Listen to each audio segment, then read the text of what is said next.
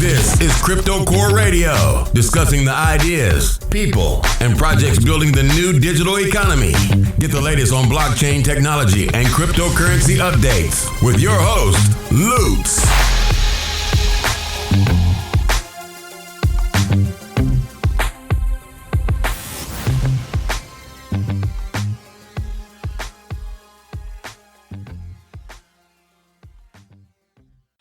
Hello and welcome to Crypto Core Radio. This is Lutz coming to you live. It is Friday night. I know I should be at the clubs, but I don't know. There's this project that, they really look pretty cool. I mean, it looks like a replacement for something like Ethereum. They've been working on it for 1 year. I personally do not do interviews with coins anymore that are too speculative. I've been burned too many times, so whenever I have a good show to do, I come on. I don't care if it's 1 week or 3 months. That you should respect that. That should be appreciated, because if I have something cool to show you, I'm going to show you. If I don't, then that's it. I mean, you know my SoundCloud where it is. Whenever you want, you come check it out. I do this for fun. Today we have a coin called Raptoreum.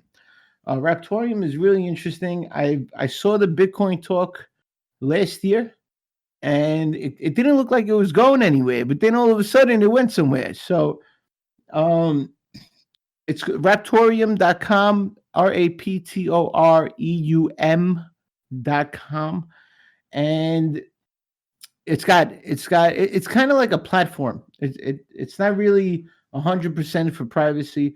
It's more for, it looks like a platform for assets, kind of like NXT and Waves and Ethereum, something like that. So today I invited Big Piggy. He's a member of the Raptoreum team, and he's on with us now. Welcome to the show, Big Piggy. Are you anonymous? Nah, anonymous. I'm David Morris, and I've been in crypto record. Close to 10 years.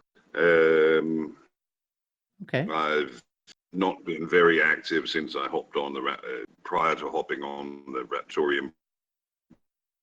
Burned very, very badly, where I put a lot of development work into what turned out to be a scam coin. Welcome to my world, bro. That's why I don't. That's why I don't do interviews.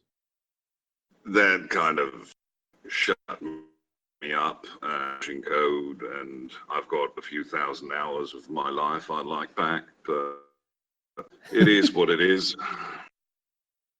And yeah. We've all been there, brother.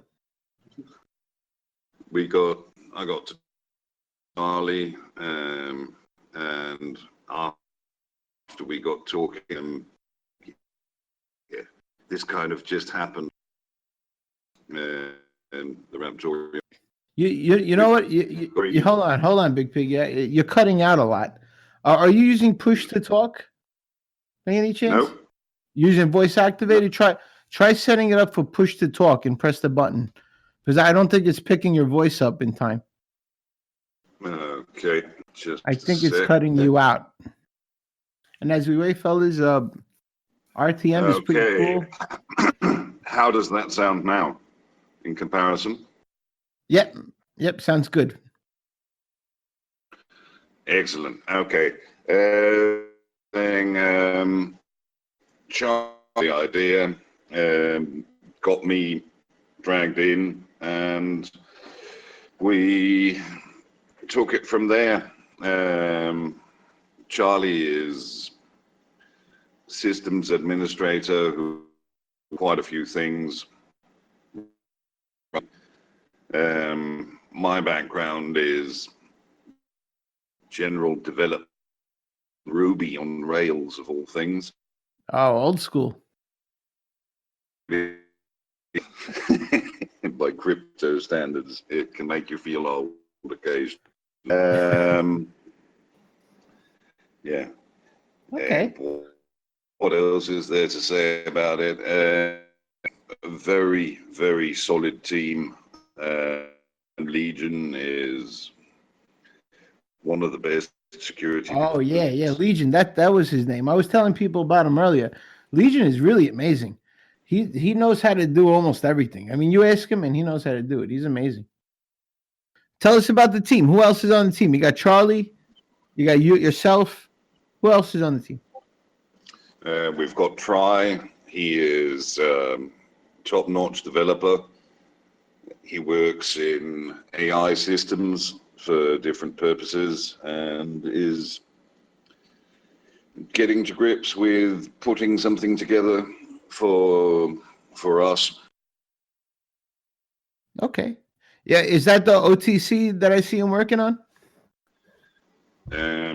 He is actually doing mainly our chain, our core development for that, and he is working on the bot as well, the wallet bot you'll have seen on the Discord, and that's where we're going to be adding in some safe OTC. Right. Yeah, and I've seen that. It's really cool. Stacy's mom. That's the name of his bot. It's pretty funny. That's the name of the bot until we finalize development. Yeah. We have it here in Crypto Core Media. Try is here also. Excellent. Oh yeah, I love Try, man. A Python developer for like over 10 years. He's my go-to guy for Python. Yeah. He does more than just Python. A lot more. I bet. I know you got to learn something, right? After 10 years.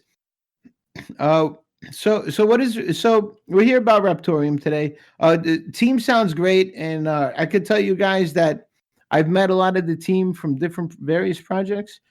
I've included myself in, and they're pretty good. They're pretty good. They're not very privacy focused, but they're very decentralized focused.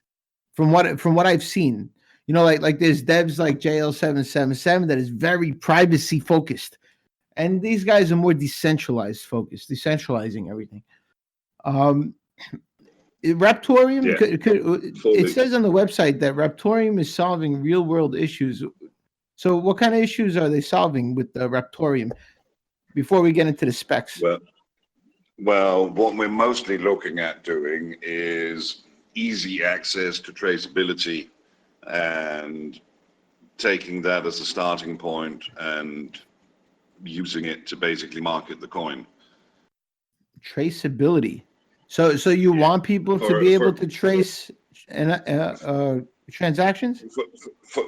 No, not particularly transactions. For example, let's say we've got a guy in somewhere like Medan in Sumatra in Indonesia who makes hand-rolled cigars.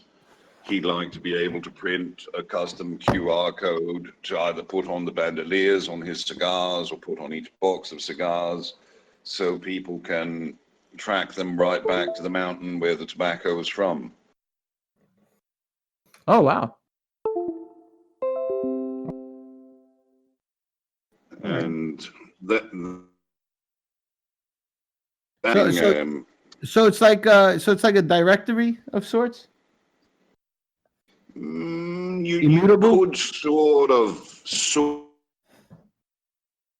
is we're taking Ravencoin has some extremely user-friendly by crypto standards protocols for creating assets or tokens, and we're using them, since quite a bit of it can be IPFS based, to create these immutable tokens for smaller businesses. Okay. Part of the reason why we're not using one of the existing chains is they're very pricey, relatively speaking, and they require a very drastic technical setup. Something like, for example, Venchain have some top-notch tech, but if you're not close to a software engineer, you're not really going to be able to use most of it. Right. Okay, I can understand that. And we've got a platform coming online fairly soon called We Use RTM, which is going to provide some of these smaller merchants, sort of mom and pop brick and mortar level merchants, with a platform where they can put a couple of videos, some pictures of themselves, a bit about what they're doing on there. Mhm. They'll be able to accept crypto payments on there. And at the same time, we will offer them some free traceability tokens to see if it can increase their marketing value.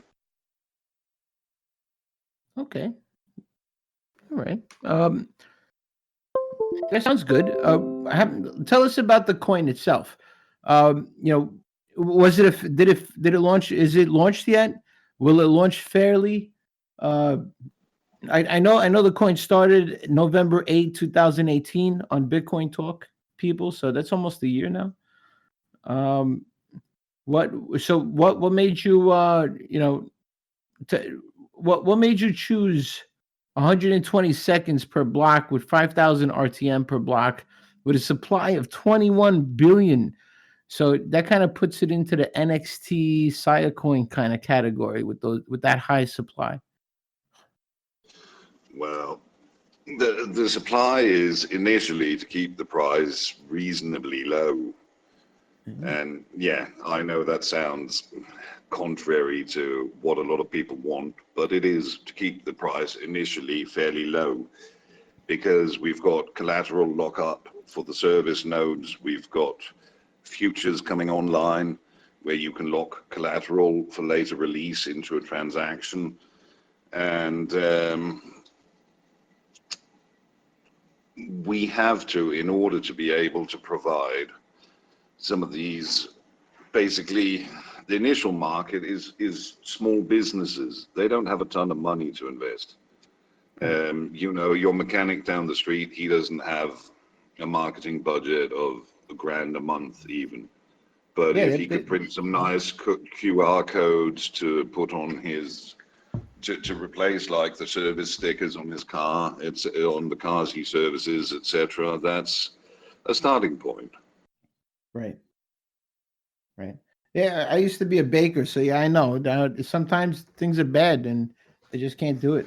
But so this is a coin that'll provide tokens, from what I understand, for businesses, so they could utilize it. That's what we're doing to start with. We're doing Okay. this for the initial year, and then once our contract layer comes online, that's going to be roughly a year post mainnet. Then we Gotcha. will be doing a lot more Gotcha. varied stuff. And mainnet was supposed to come out this month, right? Initially, it was planned for this month, but we've unfortunately found a few bugs. One of the bugs was in Ravencoin, as what they acknowledged in their latest, not quite their latest news item on their Discord server.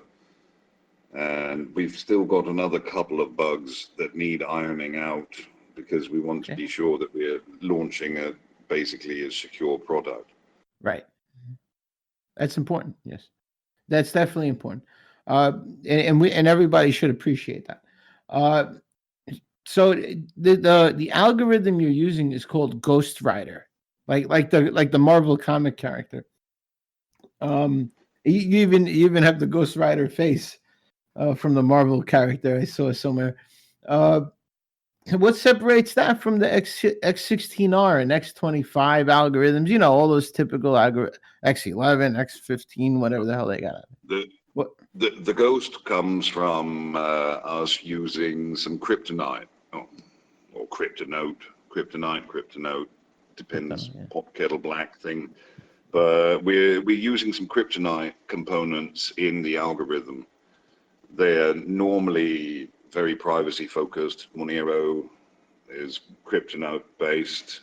where they use circle, the whole circle layering on transactions, etc.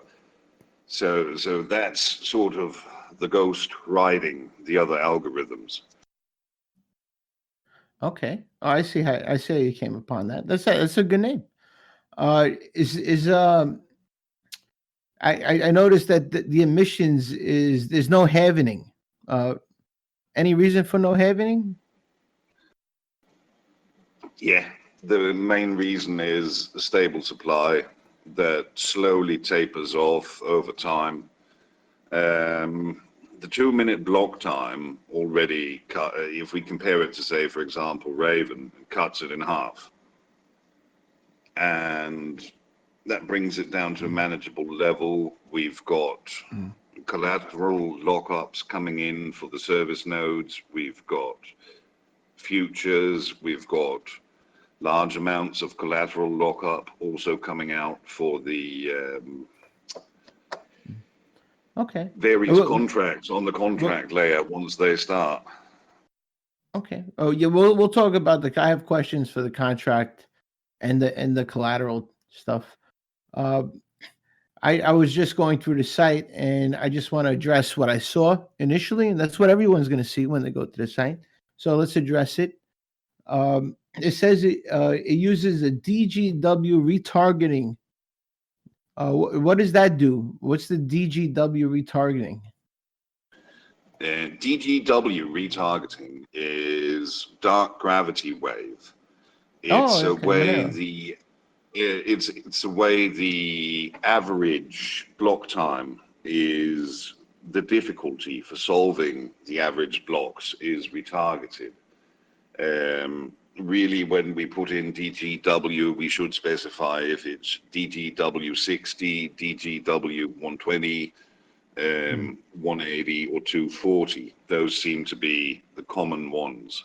Okay. We're planning on using DGW 180, meaning using an average of the last 180 blocks to determine what the difficulty of the next block should be in order to keep it roughly at the 2-minute solve time.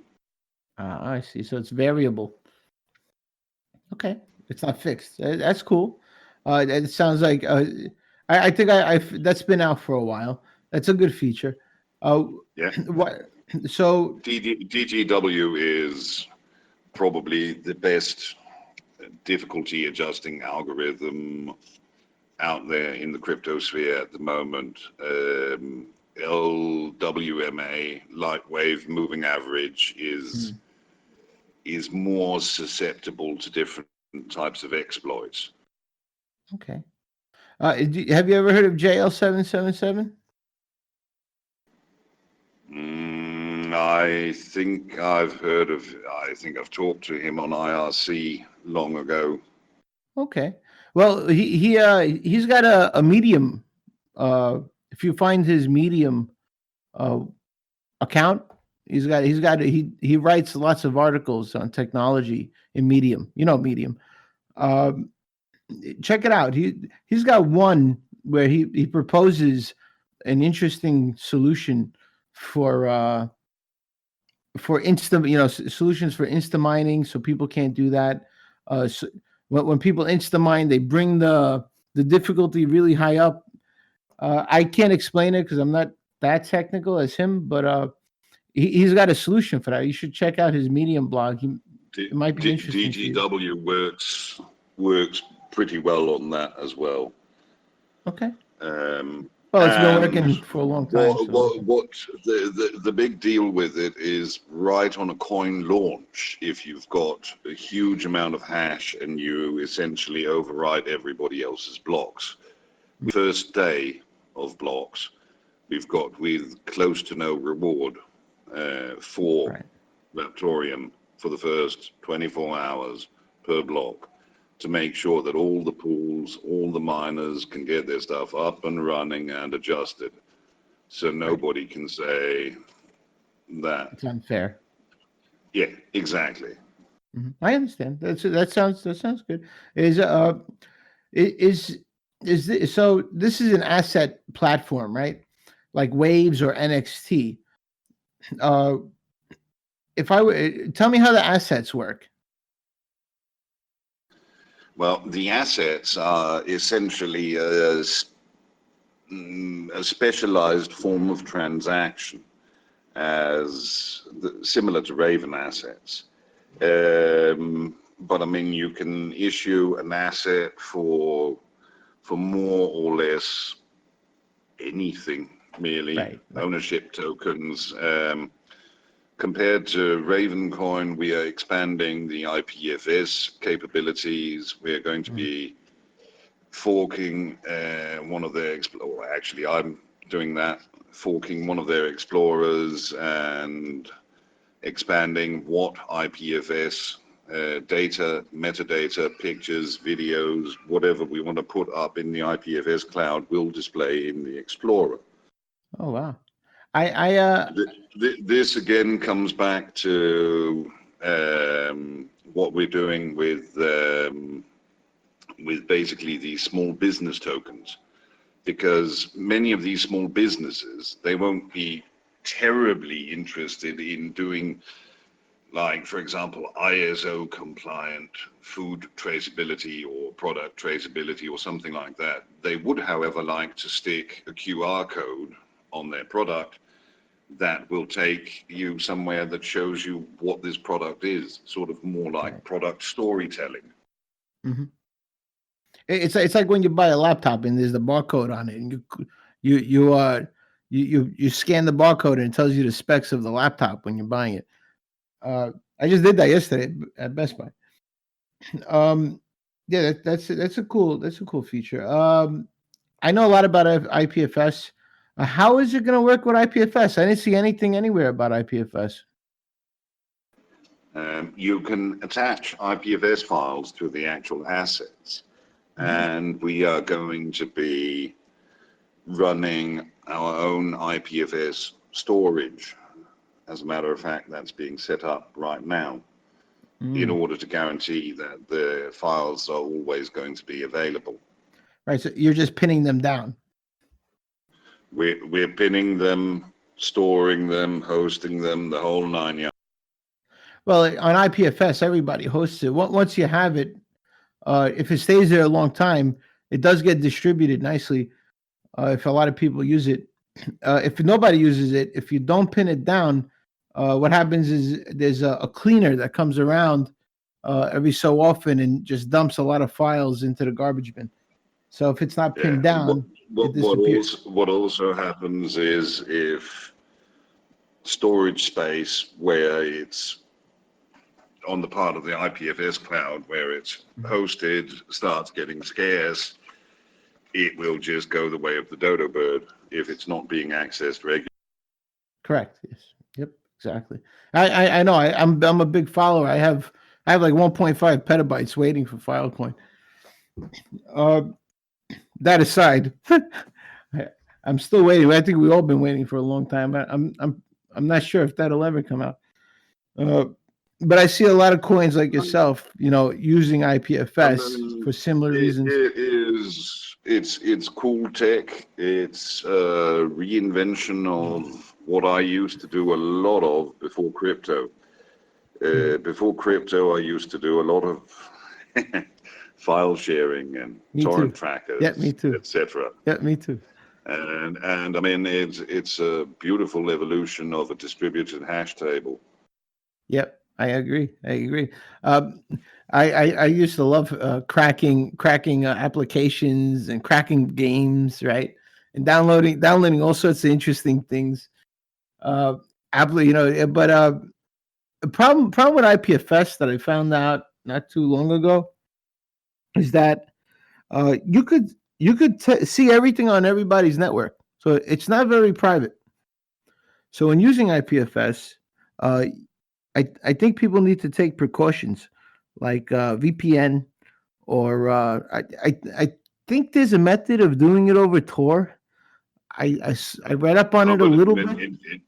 it can be accessed just about any way you want. You can also set up private swarms which is what we are going to be doing for some of the features. The private swarms will require keyed access. Ah, okay. I haven't heard of the private swarms. I got to look into that. I'm just a dabbler, you know. But I love playing with it. I've uploaded, I've created websites and put movies on it.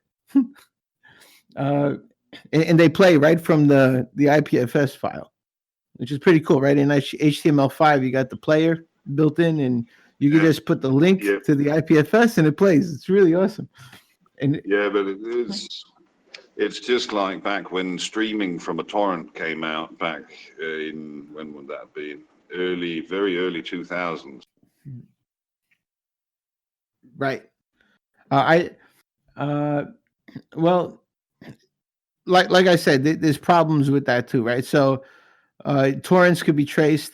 If anybody's ever gotten that email saying you downloaded a movie from Sony, that's because you downloaded a torrent. Right? Yeah, that's. I think I've gotten like 3 of them. I think one was for Predator, one was for Terminator. It's all the popular movies too. If you download not popular movies, you're probably okay. Yeah, but I mean, it's only certain companies that decide to go after people, or companies with a particularly hungry lawyer, or I used to work for an ISP. I was the guy that used to call you up and tell you that you need to follow the directions in the email. in the mail that's saying that they're suing you. You need to follow the. That's all we were told to tell them. The fact of the matter is that if you run if you use an ISP, which most people do, everyone does, they can see your modem, and they can see the modem tells the ISP everything that's connected to it. So if you got 6, 7 devices connected to your modem that they gave you, they can see everything. They can see every single device, and by the MAC address, if you go to Corford.com, the MAC address will tell you what the device is. So it's you got to be very careful in this world, and that's why I'm a very privacy. You know, I'm a privacy enthusiast. What I really loved living in China. I used to live in Dalian in northeast China, was to be able to go down into Electronic City, which was 7 layers of fallout bunker under a main city stadium, and come out with custom hardware. I could go to one store in there, pick up a fairly standard router, and then I could go down a couple of levels, find a guy who'd solder in some additional RAM, make a few other slight changes to it, and I'd come out with completely custom hardware for almost no money. Yep, and that's I've seen routers with the custom hardware for VPN and stuff, right? Have you ever heard of Qort? QORT. Qort. It's a new router coming out. Have you ever heard? You've been in crypto a while, right? Yeah. Have you ever heard of? Not then that one particularly, but I mean, it's just came out. It's going to come out as a standard product. It hasn't even come out yet. It's going to come out as a standard product. Okay. Whereas if you take a standard product and you go and have it modified with your own amount of RAM, your own amount of sort of modifications to what is and isn't accessible coming the other way on the router, then you've got something truly unique for the person on the other end to deal with, and it'll start to take real skills to look at your network. Right. Whereas using something standard, you can develop a standard operating procedure for how to enter and exit. Right. And typically it's something along the lines of talking to the modem, seeing the MAC addresses connected to it, The MAC addresses tell you what kind of device it is. It might be Netgear, it might be a Dell, and then you find the typical admin password for those devices, and many people, they don't change it. So that makes it easy. It's that easy, people. Yeah, I mean, once you start customizing, you are miles beyond. But also, there's also, ever thought of creating a TFT, what is it, a TFTT server? A modem, basically, your own modem. I always wanted to do that. You give all you need to do is give the MAC address of the device, so you can make pretend you have a device, right? But you really just have a TFTT server, and you call up your ISP. You say, I got my own modem. You give them the MAC address, and that's it. And you got a computer that's acting as a modem, and that's the whole problem. I worked for ISP, remember, and I don't give a shit about telling secrets. If the modem is customized and you block them, they can't see anything. So it's the modem that's the rat on your network. That's the guy who's ratting you out. And then after that, definitely a customized router, like you said, is definitely another way to go. Let's continue on Raptoreum, though. We're getting off subject, but this is really interesting stuff. I love this stuff. Yeah, but it is really cool stuff. But yeah, like you said, let's get back on topic. How does so how does the master nodes work? And why is there master nodes in Raptoreum? It seems a lot of people we prefer to call them service nodes. Okay. What they're essentially going to do is, well, threefold. One, they're going to run Prism, our 51% protection system, which is going to be somewhat similar to what Dash are doing at the moment. However, once our contract layer kicks in, it's going to become a little bit more difficult than that. Adding, rather than just signing blocks onto the network, it will write another couple of lines onto the blocks, but that's post contract layer for checkpointing for the nodes. That's function number one. Function number two, they are going to run our contract layer, where they're going to have their own private little IPFS cloud, where they're going to store the contracts that are going to execute on the chain, store them as bytecode. You can write an awful lot of bytecode and store it on IPFS. And then they're going to deploy using an Ansible or Ansible function on demand.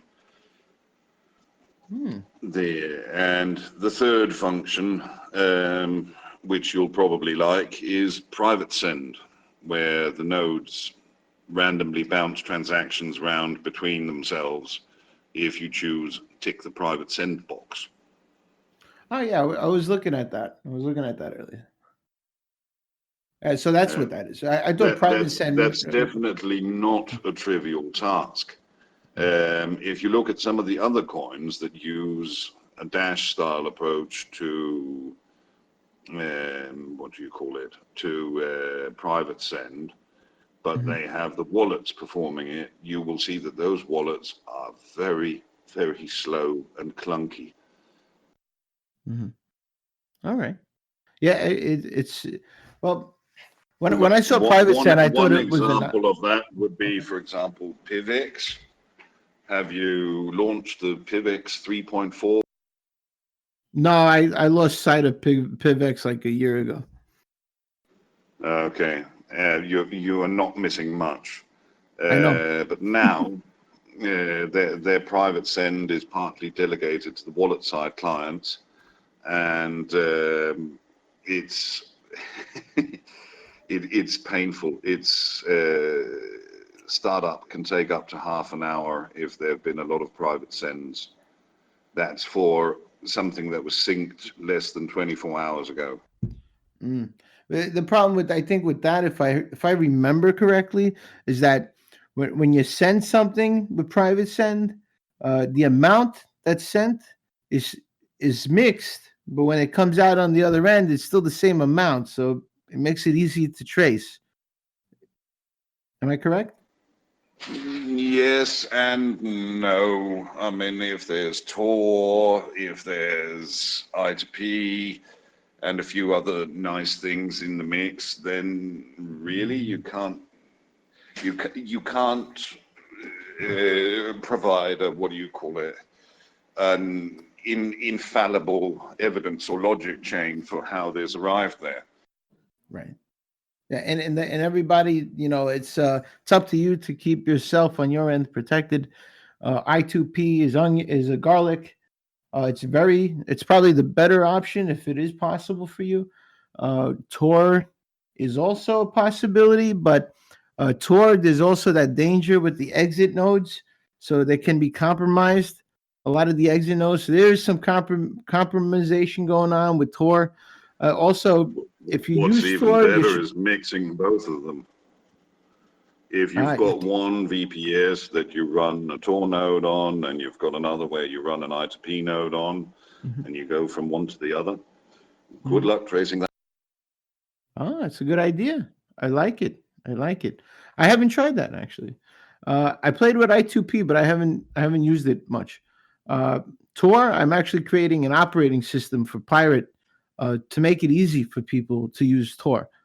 Uh, as soon as you log in, you connect to VPN before it posts, right? Before it boots into the operating system, and then once it's in the operating system, it connects to Tor. There's no other function but your wallet.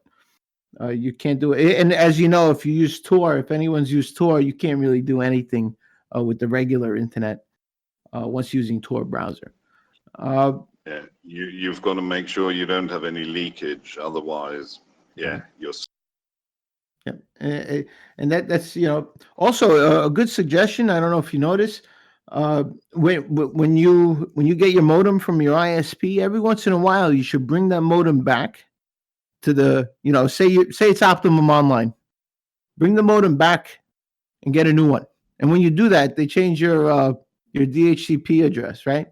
Your IP address, and you should change it regularly. So every once in a while, take that, bring it in, and get a new IP address, just to make it more difficult for them to find you. Or else they have a full record of if you have the same IP address for 4 years, which is very possible. I've seen in my day working for them. I think I saw somebody with an IP address with over 3 years. They had the same IP address. Um, you could shut off your modem That for a long that time. that that, that doesn't sound. Yeah, well, it happens. It happens, even if it is DHCP. Um, if you don't shut off your modem and it never turns off, you never lose the IP address. So what you could do also is you could turn it, like say you go on vacation, turn off your modem, your internet completely. Make sure it's unplugged. And then what happens is that the DHCP address ends up going to somebody else, and then you end up with a new one eventually. That's the Those are the only two tricks I know to get by that. Um, let's get back here. We're getting off topic. I know, but this is really interesting stuff. I hope you guys are learning something from us knowledgeable, us people that have been through the mill. Is this an let me see. I got some questions for you. Let's see. What makes smart contracts differ from the ones on Ethereum? Well, for starters, bytecode, and they can scale significantly better. Mhm. You don't need to be a software engineer to deploy one. You do need to be able to write one. Mm. But once it's written, the deployment process is going to be, look at the difference between a Raven token and an ERC token, ERC20 token on Ethereum. It's not really comparing the same thing. For example, a Raven token you can issue in a couple of clicks. An ERC20 token, it takes a lot of sitting down, reading, making sure you've gotten everything absolutely right, and then possibly publishing using your full node client. I see. All right. And I mean, the same process is going to apply to the smart contracts. Some of them are going to be very, very basic things that say, deliver X coins at X block height to Y address, where you're buying a slightly more advanced futures contract than what we're going to offer as an on-chain option. Or it's going to be something like, if the price of what hits what, then you get what from what address, if you're, say, trading binary options on it. Interesting. Give me 1 second here, man. I think I'm having an issue. Give me 1 second. I don't know what's up. We'll find out. So if you want to look at it from a developer standpoint, bytecode for RTM should be way easier than Ethereum code dApps. Okay, and that's been a point in many projects that have touted about having smart contracts. They say it's going to be easier, right? What was that, Honda, or there was one that came out a while ago that said it was going to be easier, and it never happened. There are several of them. But in many cases, they've been trying to reinvent the wheel.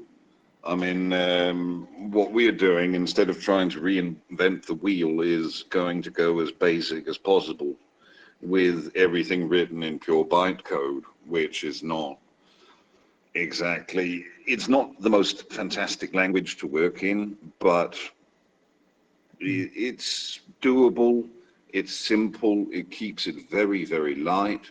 It means that a node with, say, 4 cores and plenty of RAM can be executing a fairly large number of them at the same time.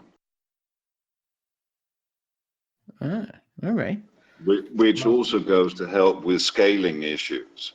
I mean, right. And tell me about the scaling. How do you plan on, because Ethereum has a big problem with that, right? I mean, Ethereum has a problem with, we are separating everything completely into layers. We've got our main chain, which will run with basically a POW chain with assets, basic Raven style assets on it, which again, with basic Raven style assets and futures. And then we have the node layer. All right, so it's basically in components, like so it's like a sound system. A sound system always sounds better when you separate the components.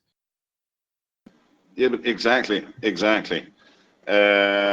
So we've got the only point of interface between the two is going to be the Prism system, where the contract layer makes sure that the blocks going onto the chain are valid, and B, it can write some checkpoints for it.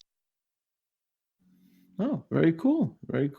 And how does so is Prism out yet? Because I know a lot of coins like Utrum or Pirate or they depend on Komodo for that. So you're telling me that there's a technology that they don't have to they don't have to use Komodo for this? Yeah, but I mean that. Yes and no. There are different ways of skinning that same cat. I mean, Komodo is paid distributed proof of work, where you pay Komodo, they pay Bitcoin, and then you use the op return transactions from those two chains to work into your own chain.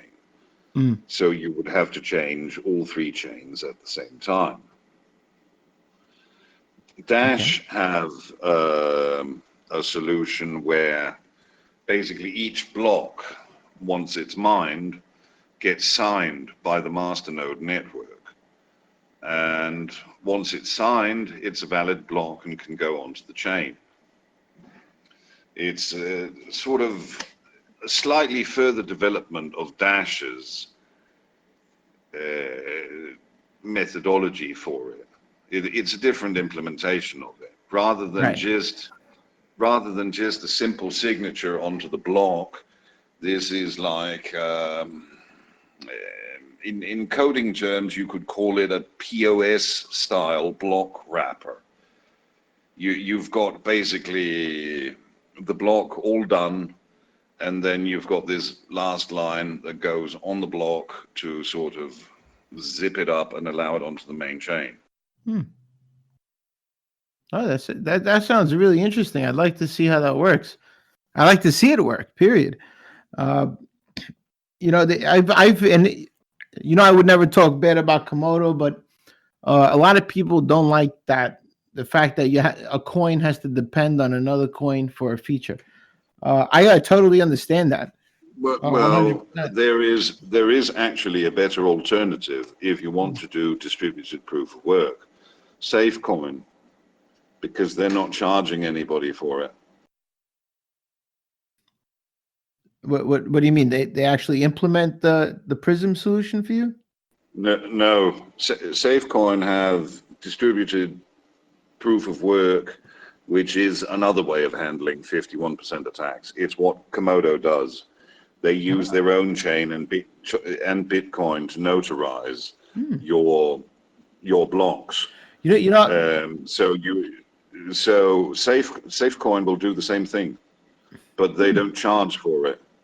Oh, that's interesting. That's why they've been so popular. They've been very upset with Veriblock and Komodo.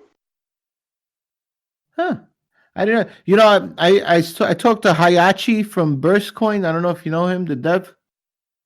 And he didn't like it either. He said it was like a Band-Aid to the problem. That's how he expressed it. He said, backing up to one chain and then to another chain. He called it a Band-Aid to the problem. Yeah. And I mean, but for some smaller scale implementations, I don't see why it's not a valid solution, provided that you've got a fully open source, completely transparent, uncentralized vendor, like, for example, Safe. Because with them, you can just mine or buy up sufficient coins to participate and run your own safe node, where you could notarize transactions for your own. I didn't even know that. Thank you for I had no idea that other people were doing the same thing. That's cool. All right. It's definitely a solution. I'm not actually sure if SafeCoin didn't come out with the concept before Komodo did, but Komodo were just a bit faster to implement. Well, I could tell you that they probably didn't, because I worked with Komodo as the marketing manager, and they were talking about it way before SafeCoin even came out. So.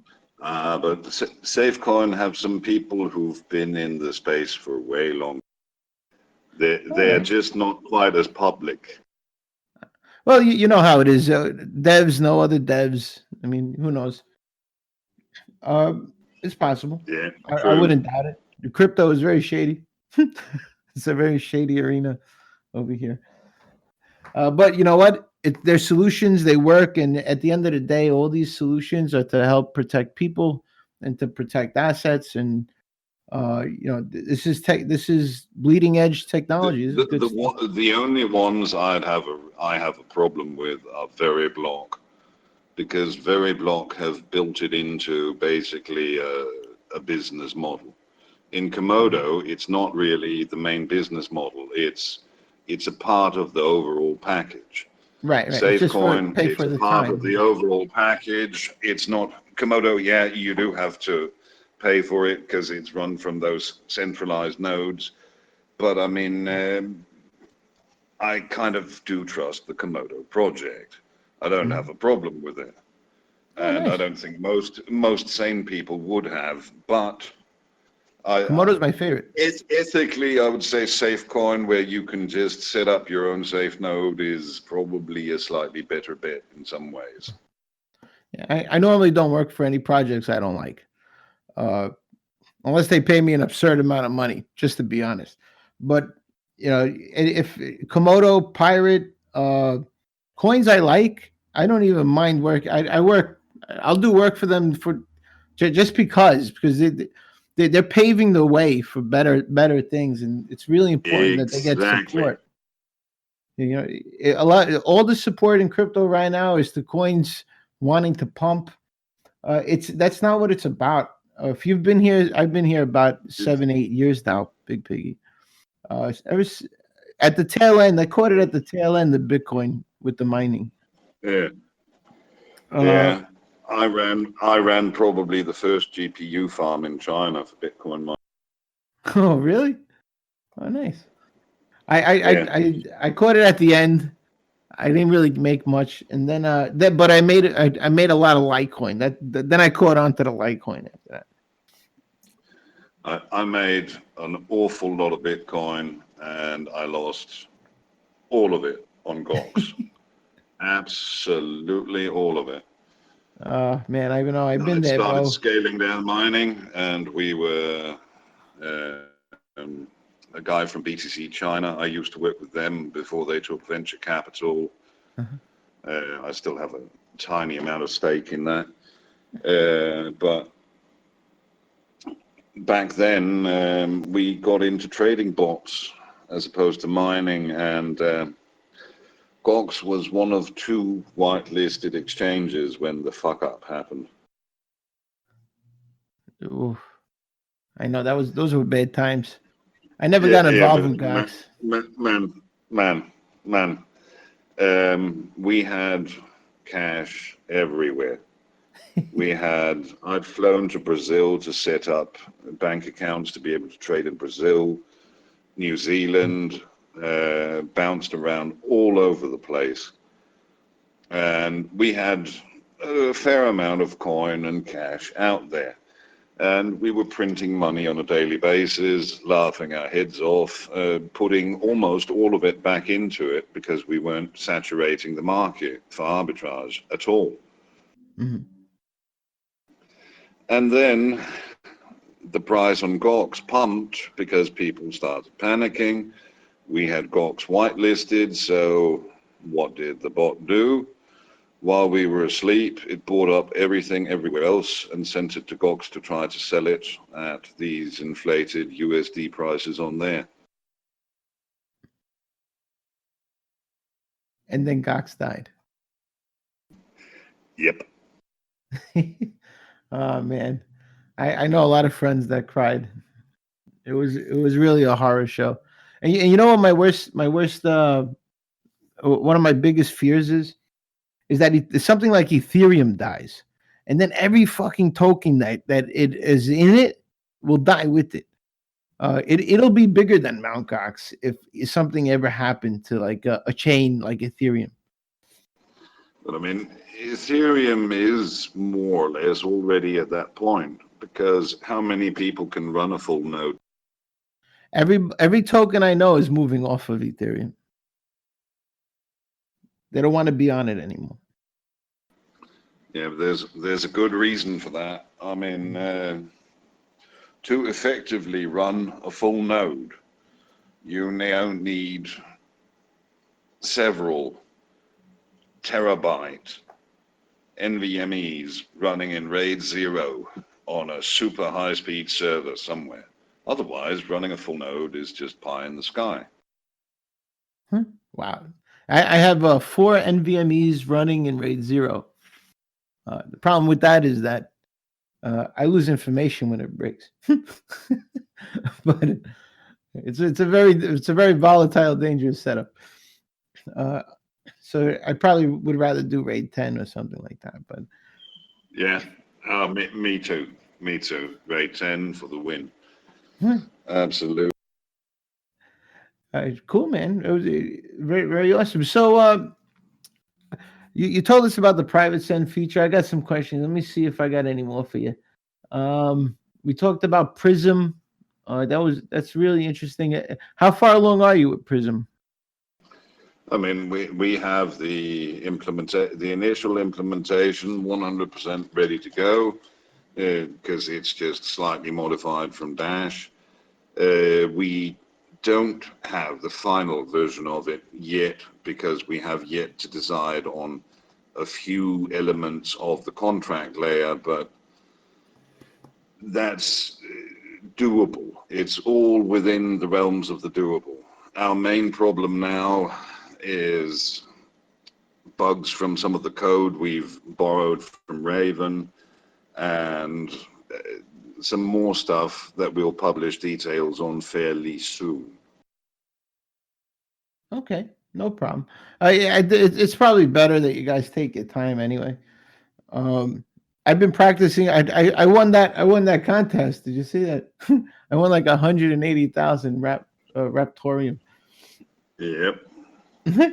I know at the end of the That day, it's probably going is, to be like pennies, but I wouldn't say pennies. I'd say there's a fairly decent chance of a price of around 1 to 2 cents per coin, all right. which is roughly where I would like it to be up until contract layer.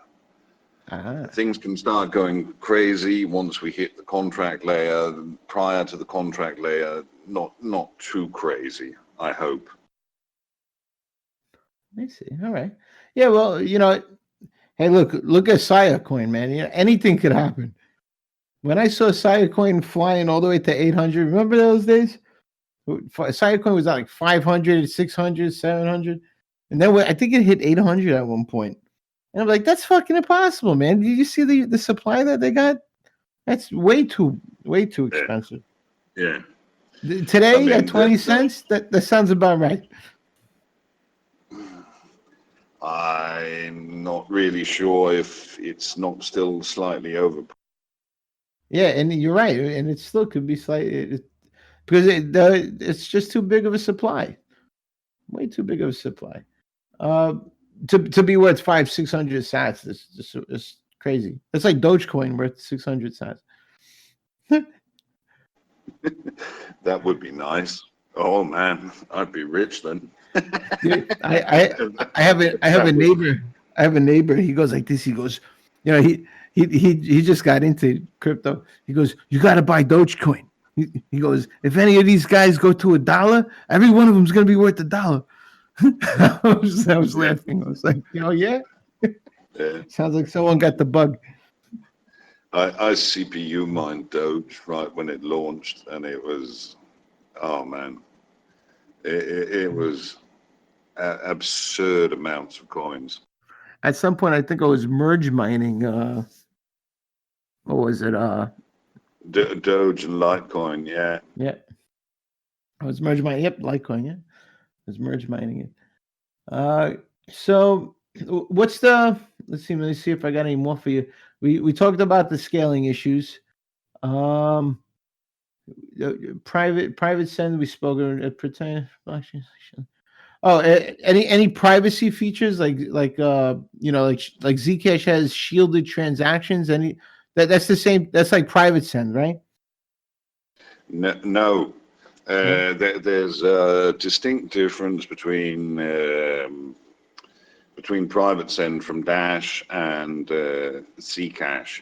Zcash transactions use this whole zk-narks transaction tree and coin tree. It's it's awful to try to get into.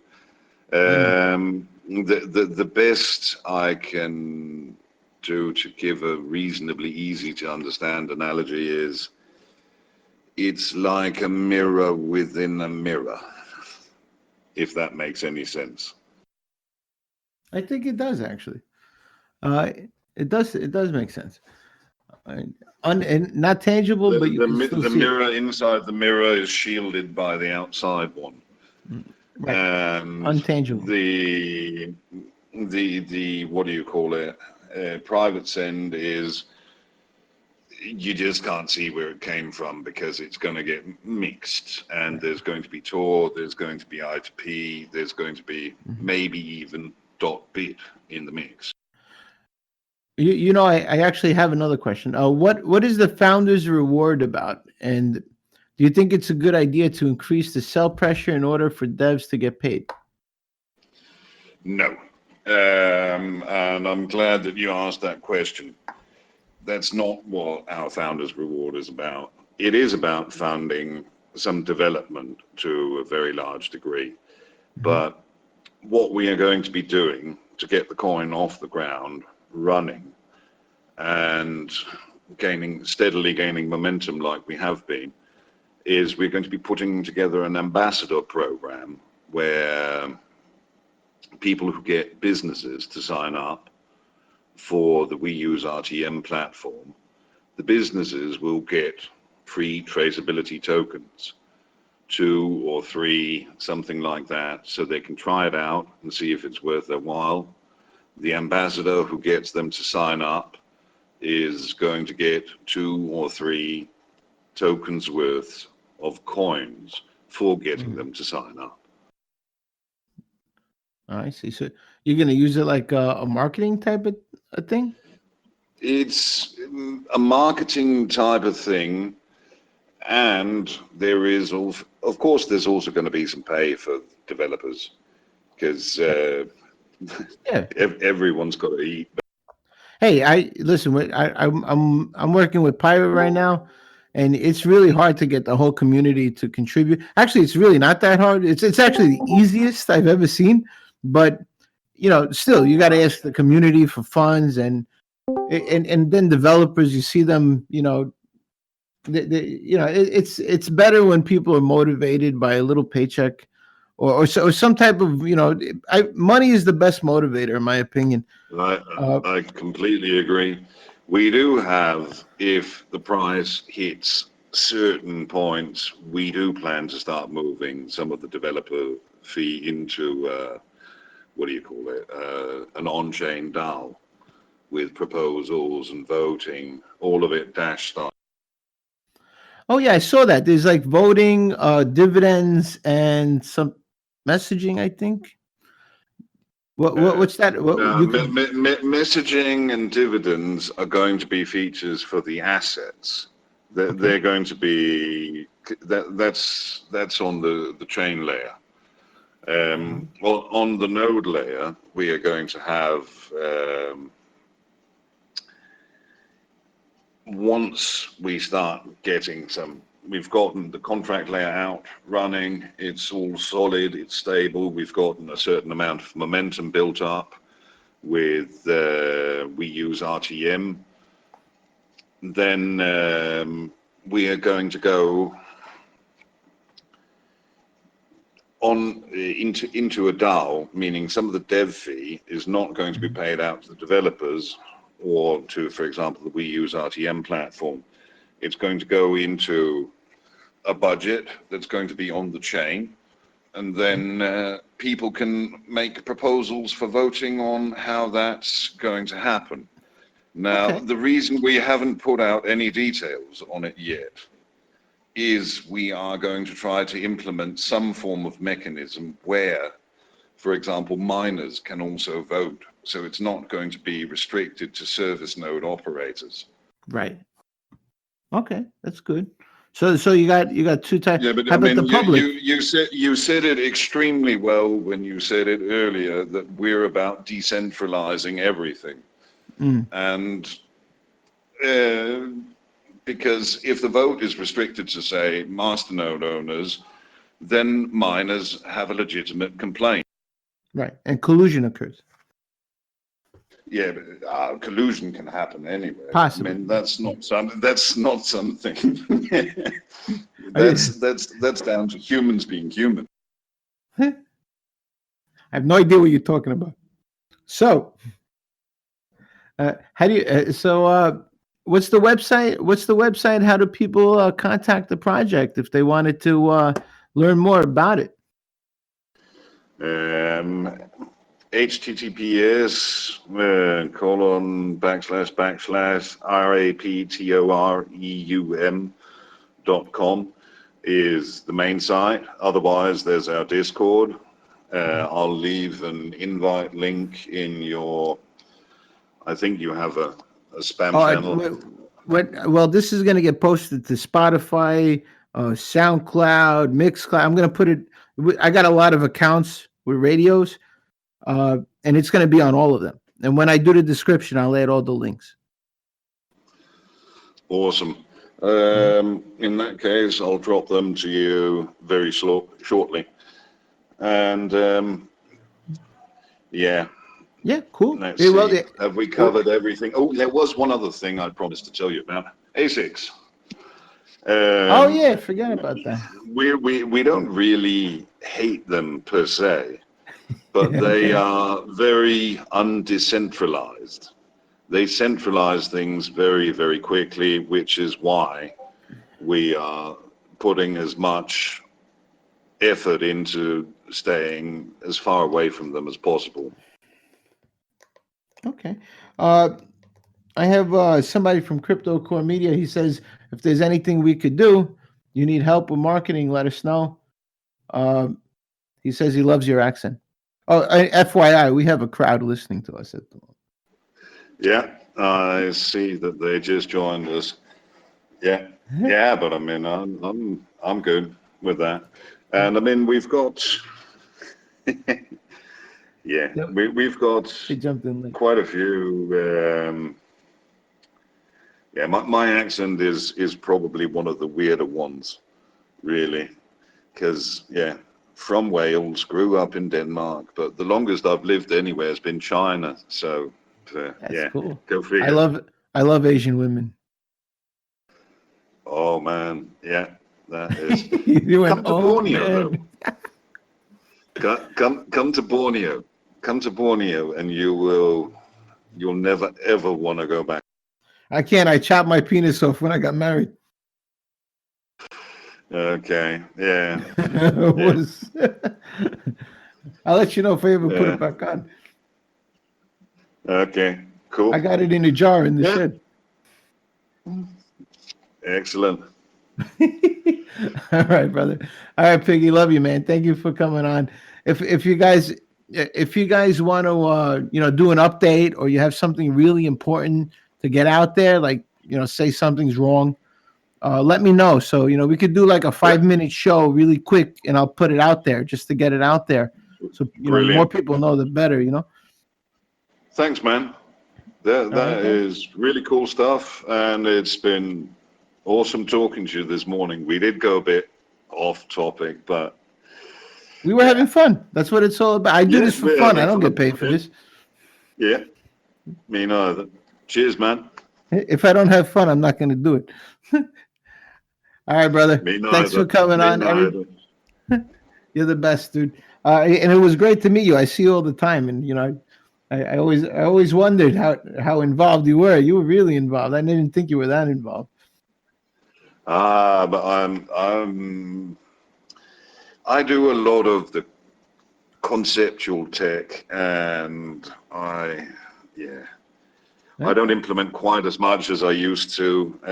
Ruby is, well, I may be building the nodes in Ruby, but we'll see exactly how it goes. I mean, you can say a lot of things about Ruby. It's old school, but if it's locked down tight, there aren't very many things that get just as secure as it is. I meet so many different personalities, and I don't know how well you know me.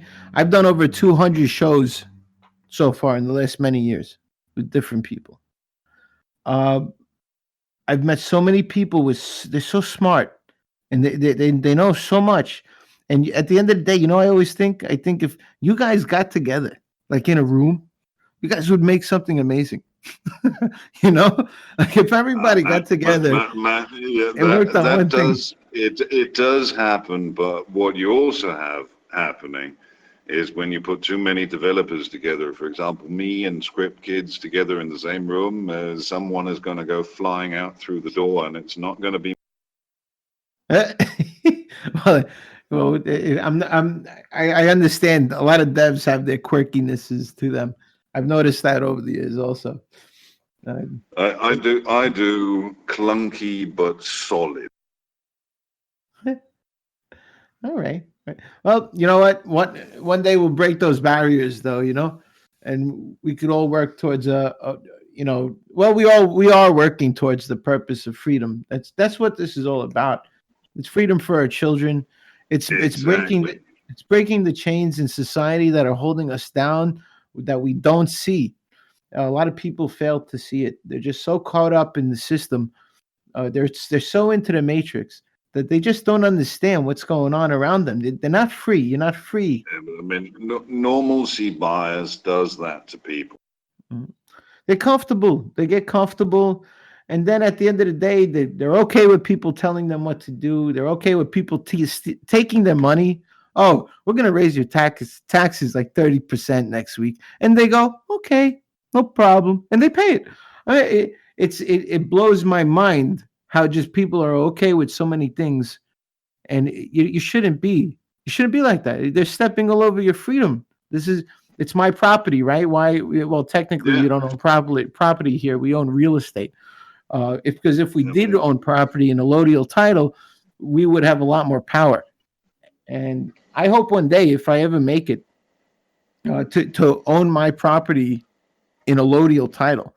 And from what I understand, it costs like 10 times the amount of the house to do that. But once you do that, you're free from taxes. You're free from anybody walking on your property. You just shoot them if they walk on your property. You're free from so many things because they don't own your property anymore. You've taken the government out of the equation, kind of like in a marriage. You've taken when you sign a marriage license, you're bringing them in your marriage. Now you got a third party in your marriage telling you what you need to do. God forbid that if someone doesn't agree, the third party doesn't agree with how you're taking care of your children, then they take your children away. It's really sad what's going on. Anyway, I could go on forever about this stuff. If you look at it, what's happening in Europe and what's happening in the US, it looks like a general sort of societal flippening, really, where freedom in Europe and the States has gone out the window. And it's on the increase in Russia, China, and quite a few other places out here in the Far East. They put over here in the States, they pump the water with fluoride, so people are dumbed down and they're just docile. That's what they do. The people are docile. They're very passive aggressive. And that's what fluoride does. Actually, I think the main ingredient in Prozac is fluoride. But let's put it. This is a chat for another day. Let me stop the recording. Give me 1 second. And I don't know if you have to go. You got to go, Piggy? Piggy, you still there? All right. We're going to stop the recording. Everybody, if you could hear me, thank you for coming on to Crypto Core Radio. Thank you for listening to me. Like I said, Thanks for having me. Hey, anytime, brother. You're more amazing. I'm so glad I met you. I didn't know you were so involved, like I said. So let's close the show. Everybody, thank you for joining us today. I just want to stop the recording. This is Lutz. I love you all. Raptoreum.com. Check it out. If I come to you with something, I don't care if I don't have a show for 3 months. I really don't give a shit. It's my show. I bring it to you because I think it's interesting. So if I do, then, listen to it. I'm not going to be one of those people that come to you every day with bullshit. I just don't have that kind of time. I don't sit here every day trying to plan a show for tomorrow about the same shit that happened yesterday. I've been there and I've done that. I've run news websites where people are writing articles, and then the next day the articles are forgotten. What you wrote so hard about an article. Anyway, I could talk on about everything forever. Love you all. Thank you for joining me today. This is Lutz signing out. This has been Crypto Core Radio. Don't forget to subscribe so you never miss an episode. Tell your friends so they can be among the first to learn about Bitcoin and cryptocurrency advancement in the new digital economy.